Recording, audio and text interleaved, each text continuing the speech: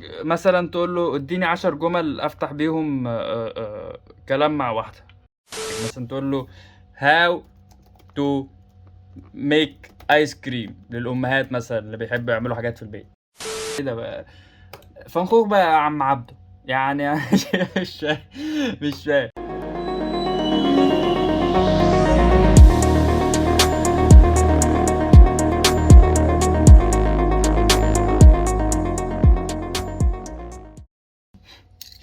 مساء الخيرات، ازيكم؟ عاملين ايه؟ ان شاء الله تكونوا بخير. النهارده هكلمكم عن شات جي بي تي والارتفيشال انتليجنس عامه. ايه هو الارتفيشال انتليجنس ده؟ هو ده الذكاء الاصطناعي.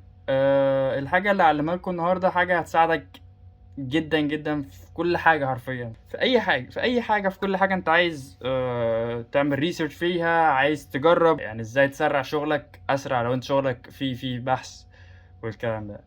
اول حاجه عايز اوريها لكم اللي هي شات جي بي تي. حرفيا انت ممكن تستخدمه في اي حاجه، في اي حاجه. مثلا تستخدمه زي جوجل مثلا، اللي هو آه لو فلنفرض ان انت بتستخدم جوجل عايز مش للصور بس التكست.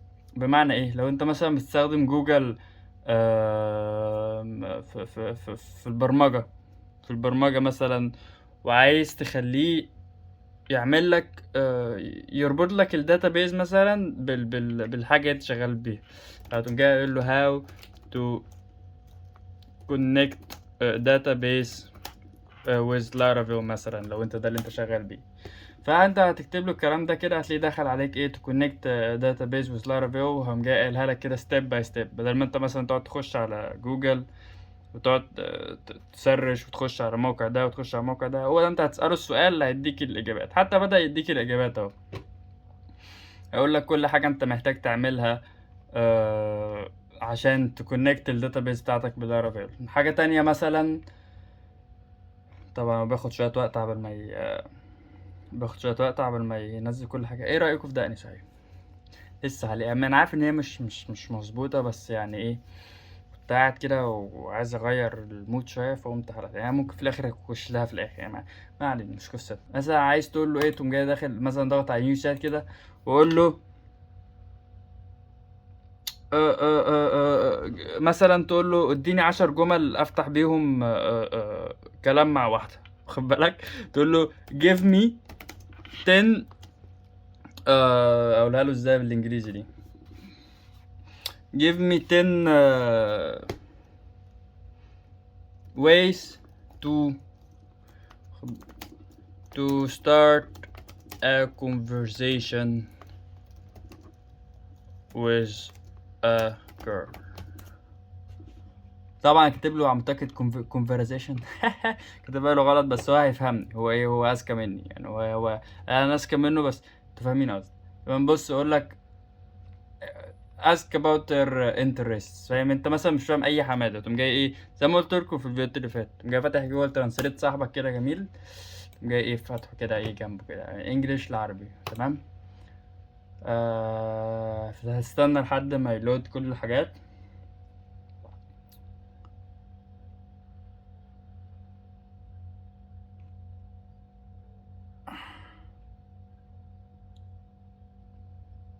بس قال لك 10 حاجات. حرقتها. قال لك 10 حاجات بس. اسأل عن اهتماماتها في وقت فراغها، امدحها، اي حاجه اي حاجه ممكن تسأل على اي حاجه، يعني اي حاجه. انت ممكن تستخدمه في البرمجه، ممكن تستخدمه في سيرش، ممكن تستخدمه في اي حاجه. مثلا تقول له how to make ice cream للامهات مثلا اللي بيحبوا يعملوا حاجات في البيت، او ايس كريم.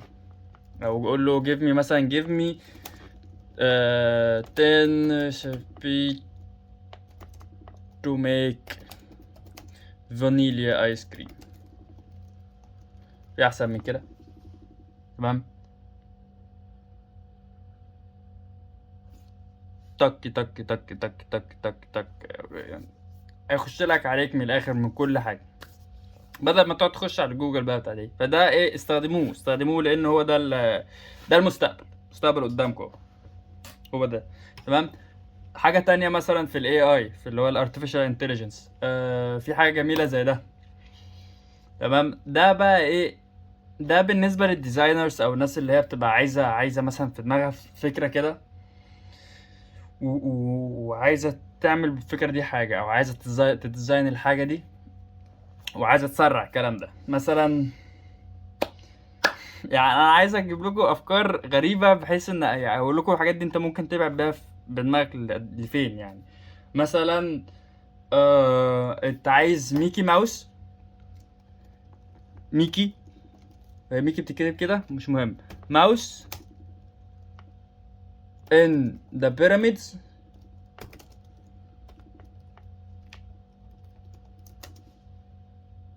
وبعد كده تكتب مثلا in style of ليوناردو دافنشي.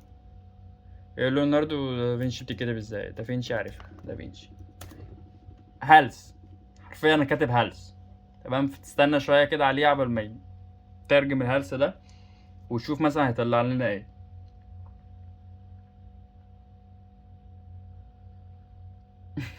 احلى مسا على الهلس.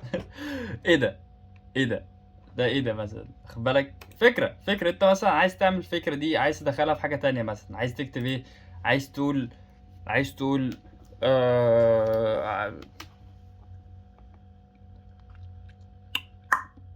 فكره Egypt in the Netherlands وبعد كده ايه ستايل فان خوخ.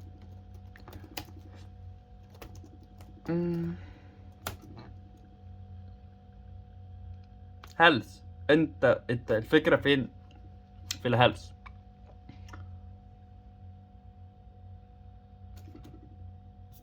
ايه ده كل الصور الحاجات دي بتاعتك يعني. انت ما دام انت اللي ايه ده بقى فنخوخ بقى يا عم عبده يعني. مش فاهم بس ايه ده، ايه الحوار ده يعني. إيه ما هذا، ازاي يعني؟ جامده، ممكن تستخدمها حرفيا في اي حاجه يعني. انت مثلا الصوره دي تبقى اوريجينال بتاعتك يعني. انت مثلا ما تقلقش من كوبي رايت وبتاع، لا الصوره دي معموله لك انت على حسب السيرش اللي انت كتبته. ولو حد كتب نفس السيرش، يعني انا كتبت السيرش كمان مره، مش هيطلع الصور دي، هيطلع صور تانية. التولز دي استخدموها كلكم، هتساعدكم جامد قوي. الشات جي بي تي تقدر تتحكم معاه في اي حاجه يعني. يعني انت مثلا عايز يظبط لك اي حاجه او في فكره في دماغك عايز تبدا تطبقها، هو هيساعدك تمام. الاوبن اي اي ده برضو نفس الفكره. لو عايز تنجز في اي حاجه، مثلا في حاجه في دماغك او عايز تعمل صوره في دماغك، بس بدل ما تقعد تضيع وقت في الفوتوشوب قبل ما تظبطها، تك في كلمه الا كلمه خلصت. هنا في نفس الموضوع، بدل ما تخش على جوجل مثلا وتكتب لو عايز تعرف اي معلومات عن اي حاجه، مثلا ما نشوف كده اللي بنى مصر كان حلواني. who built Egypt؟ اعتقدش هكتب حلواني. Egypt was built اهو شفت اللي بنى مصر كان فرعون. خد بالك، تك تك تك تك تك معلومات انت مش فاهم حاجه عادي، تك كوبي ايش تروح لصاحبنا راح فين جوجل ده جوه، تك تك هيقول لك ايه، تم بناء مصر من قبل القدماء المصريين وهي واحده خد بالك. شغل الجمجمه هتشتغل، مش هتشغل الجمجمه مش هتشتغل طهر. بس فدي التولز اللي كنت عايز اوريها لكم الصراحه النهارده. اتمنى الفيديو يساعدك في اي حاجه، وما مساعدكش مع اعمل لك فيديو تاني يساعدك، مش قصه. واشوفكم في فيديو تاني ان شاء الله.